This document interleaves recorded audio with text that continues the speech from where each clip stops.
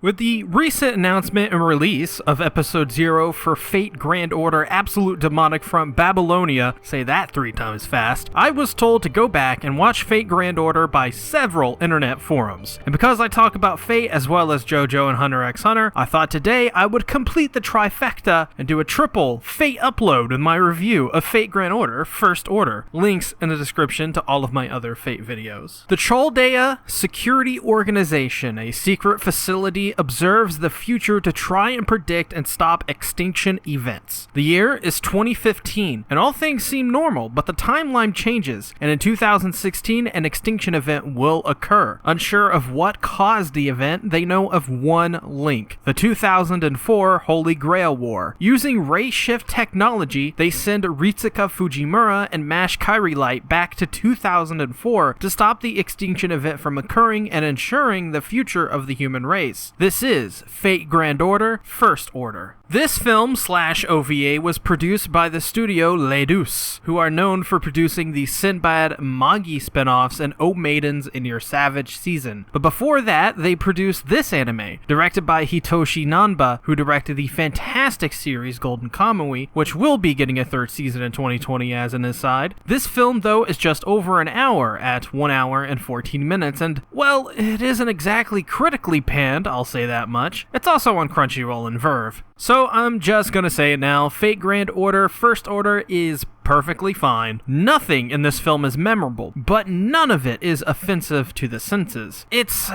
solidly made, but none of it ever kicks into high gear. Even the action in the last portion of this film lacks in some ways, and that's something that Fate is usually really good at doing. But in terms of story, First Order to me seems like the prologue of a much bigger thing, and that's because it literally is just that. This is the main prologue that set up the Fate Grand Order mobile game. I left this film feeling like I watched something decently entertaining, but missing ultimately the full picture. And you know what? The plot and idea for this is actually a fun one. Basically, they have people time travel to stop the extinction of the human race. It's a pretty awesome concept because with this idea we are able to explore different kinds of characters from different time periods. Except the first one we explore is the characters we've already been seeing for the past 15 years. And I get what they did here, so I understand that they wanted to introduce this concept with familiar characters so you can focus on the story more than who's this and that. Makes sense, but in the anime, this came off as samey and boring. The strength of this whole film, though, is easily Mash and Romani, who both add a good bit to the anime's lacking characters. From the beginning, I wanted to see much more of Mash as I found her the most interesting. And while she herself isn't anything special in this cast, in this story, she was by far the most interesting and likable. Not to say that good old Lancer with a staff wasn't awesome, because he was. He just didn't have much of a role in this story as much as Mash and Romani did. If anything, this anime sold me on those two characters and their stories, rather than the actual story. Another thing I thought they did well here was Olga, who was my favorite designed character in this cast. I also liked her attitude and how expressive she is, and her role in this film was a little bit of a bummer, but really is making me excited to see if they continue with her in the future. I'm on Team Olga for sure.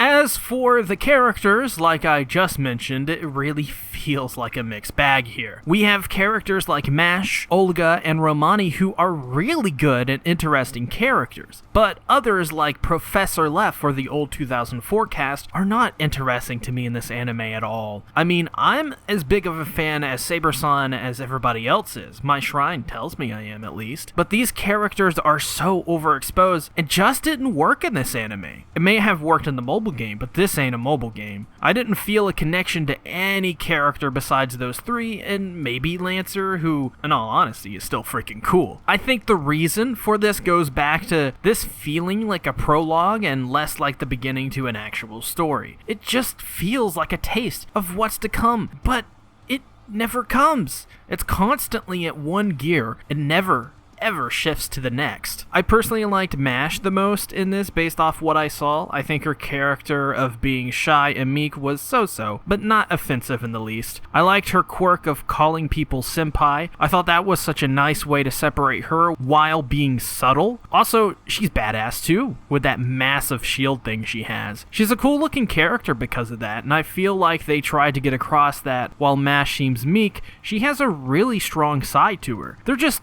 wasn't enough time to develop that side. Olga is awesome though. She's easily the best designed of them all, but her personality, like I mentioned earlier, is so expressive, which really sticks to you in this anime. And while her role is fairly small, overall, I think she'll be a character a lot of people will like. At least I hope so. And then we have Romani, who, once again, has a small role, but one that I appreciated nonetheless. I felt like he was set up to have a much more important role later on. I like him so much just based off his personality, as like Olga, he was a tad bit more expressive than the rest. Overall, I think the characters are lacking quite a bit, and there isn't much to get attached to with this anime, and I'd love to talk about more, but there just isn't a lot here to talk about with this anime in general, let alone the characters. Ledeus is behind this anime's art, and, well, I'm not impressed with this anime in the art department. Not that it's bad though, the designs of most of these characters look great. I think Professor Left though is actually a bad design, but other than that, they're all 100% fine. But in terms of the backgrounds, we don't have much variety. I never felt they were that good. I think the problem with the art in this film is easily because of Ledeus's art style not meshing with the Fate universe well at all. Not that their art style is bad, just looking at Oh Maidens in Your Savage Season for a second proves that otherwise, but for Fate it just feels too slice of lifey looking, if that makes sense. It just doesn't have the look or feel of a traditional Fate anime, which is kinda jarring. Animation, on the other hand, is solid, of course. Not the best in the series, but it's rather smooth and well done. It's still showing some weaknesses in areas, like when Mash first engages in a battle with the Bone Soldiers, but otherwise, expect some solid stuff here. Most of the second half of this film really shines bright, and the fights are decently entertaining, though never pushes the envelope. It's fine, though don't expect normal Fate animation here. Just some solid work by a rather solid, underrated studio.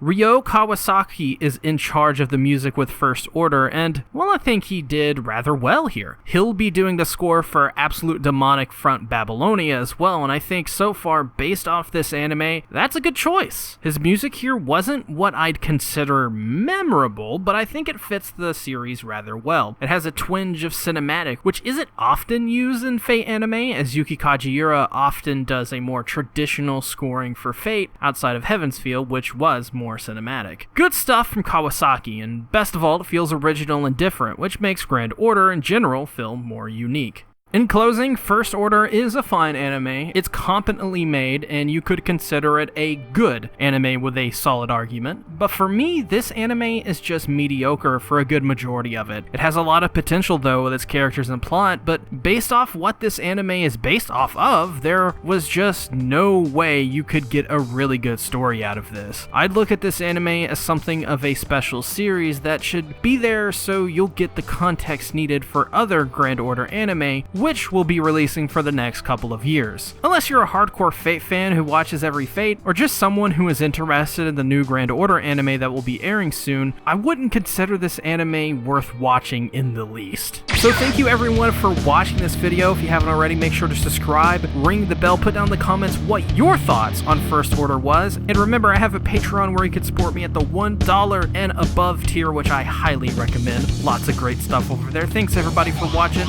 See ya, bye-bye.